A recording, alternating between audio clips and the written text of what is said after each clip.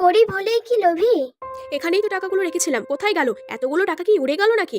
আচ্ছা, সেদিন তো মালতী আমায় টাকার জন্য বলছিল, ও নেয়নি তো? মালতী, এই মালতী। হ্যাঁ বৌদিমণি, বলুন, কিছু বলছিলেন? আমি কি বলবো তুই বুঝতে পারছিস না? না বৌদিমণি, আমার কি কিছু ভুল হয়েছে? তোর টাকার দরকার ছিল না?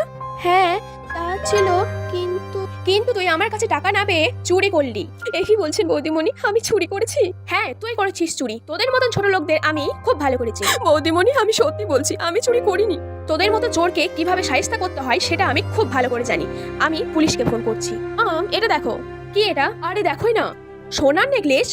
কিন্তু তুই টাকা কোথায় পেলি? সরি মম, আমি না বলেই তোমার টাকাটা নিয়েছি। কি? তোর জন্য আমি আজ কত বড় ভুল করতে যাচ্ছিলাম জানিস তুই?